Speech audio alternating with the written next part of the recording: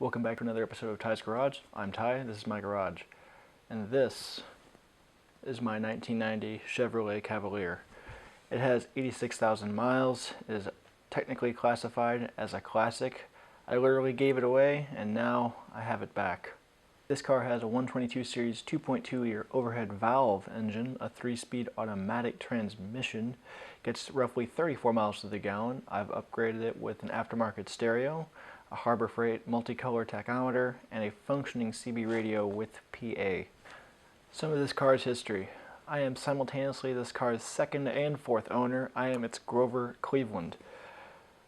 During my first semester of college, my parents were putting on the pressure to get a car so I could drive to school, and to get a car I had to get a job. All three of which had to happen all around the same time. My grandma met a woman at church that was willing to part with an old Cavalier that was supposedly cherry. I had really never heard the term cherry before. I'll admit I wanted my first car to be a Mustang. My dad had a Mustang. I used to walk by a Mustang for sale every day on my way to work with my dad, and it was at that point I wanted a Mustang for my first car, so getting a Cavalier was a bit of a sacrifice that I didn't want to make. But I'll admit, when I first saw this car, they meant it. This car was absolutely cherry. It was in mint condition. It had 56,000 original miles on it when I got it.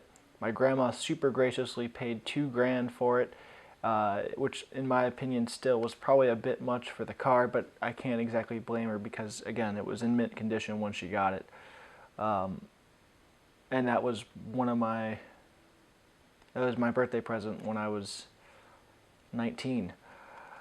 It was in this car that I got my license. Over the next 4 months, I put about 10,000 miles on it. I remember doing the first bit of damage to this car on February 16th, 2011. It was the first super nice warm day of the spring, even though it's technically winter. A bunch of my friends and I were driving around, and I pulled into a gas station at the wrong angle too hard, and I scraped one of those concrete poles across the side of the passenger right-hand door, pulled the trim off. This door's in fine shape. It's the other one. And I remember hiding it from my parents by parking in the street with that side away from the house. I thought I could fix it. I've never worked on cars before, but I could fix it. I kind of put it in the back of my mind because that's all I could do. The next day was February 17th, 2011. In the morning, I had actually won my first court case for a traffic ticket. It was one of those god-awful red light camera tickets that we had here in St. Louis. I fought it and won, so I was on cloud 9 that day. Later that night, following that same warm weather from the day before, a bunch of my friends and I were packed into the car, driving around, enjoying the fact that it was about to be springtime and the weather was warming up. We were coming home from driving around some of the windier roads in North County, and the road was a bit slippery. It had rained just slightly. We were getting on an exit ramp that was the 4-leaf clover style exit ramp, and I had sped up to get in the exit lane to get past somebody that was riding alongside of me. Got too fast, slammed on the brakes to slow myself down going around the exit. The front wheel brakes locked up, and my car slid right through the exit sign.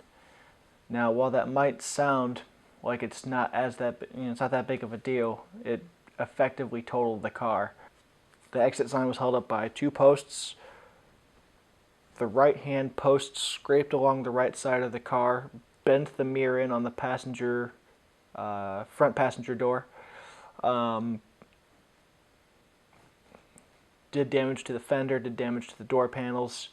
Luckily, it did not chop off any of my friends' heads that were out of the window just seconds prior. The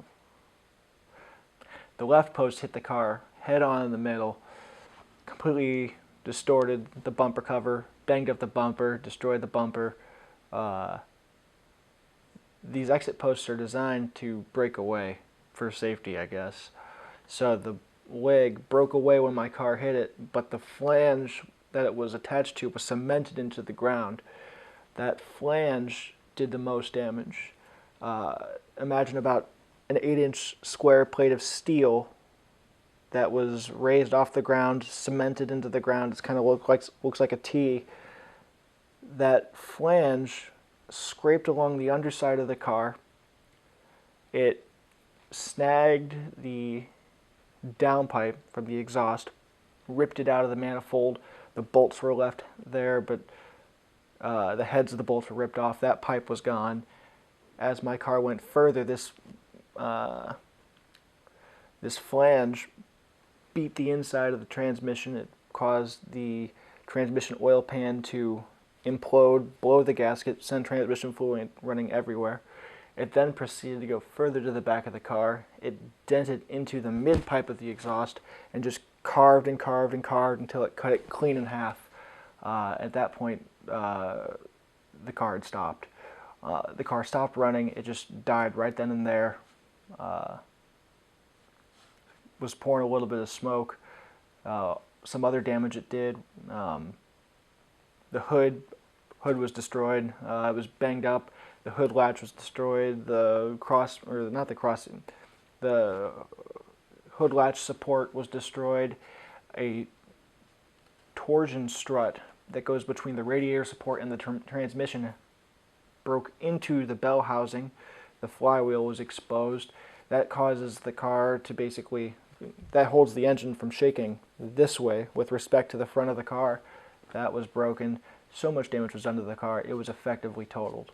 I distinctly remember my dad showing up, and he was furious.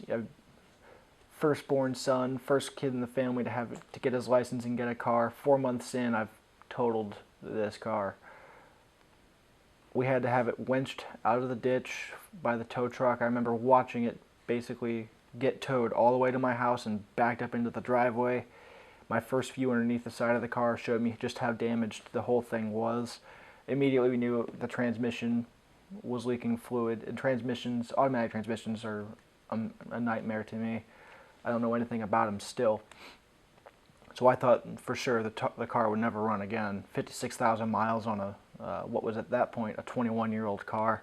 It was an absolute tragedy. After further lecturing from my mom, I went downstairs and I started posting about it on the internet and reading what I could, basically building up the confidence to fix this car. I had just gotten my wheels. This is the first time I've had a car. I was now in college. I lost my job, so needless to say, I needed my car. I needed to get from A to B, which was just college at that point, and now I needed the car to get another job. My mom said, "You're done driving, forget about it. You know, that car is totaled. You might as well just forget about driving for a long time." February 18th was the day after the accident, and it was the day I officially started working on cars. Over the next month, I would get the car running again. Granted, it was not in mint condition when I had finished working on it, but I had started.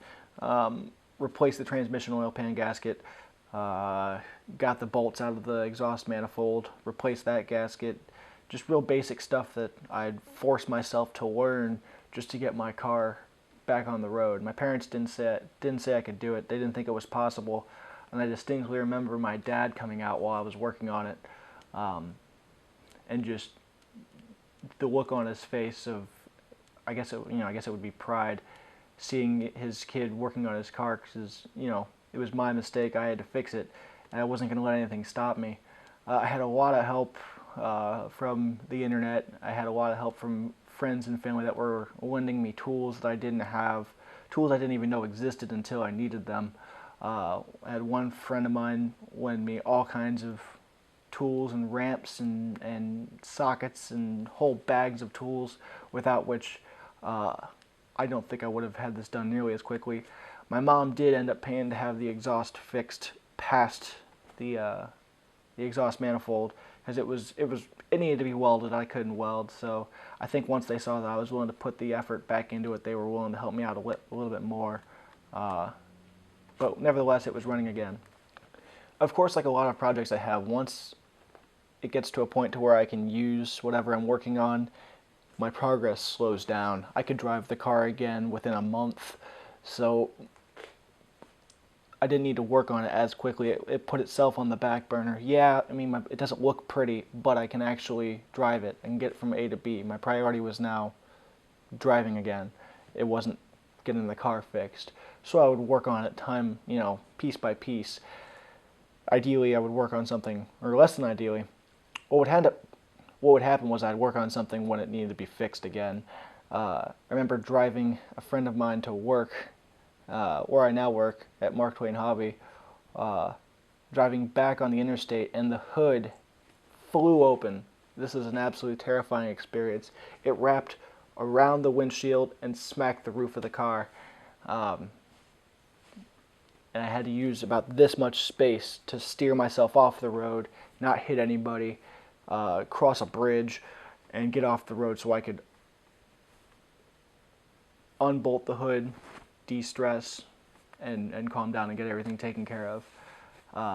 Naturally, parents weren't too happy about that, but nobody got hurt.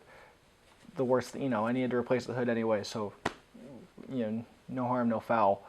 I ended up buying a white hood to replace it at the junkyard. It was my first time ever at the junkyard, was buying the replacement hood for this car.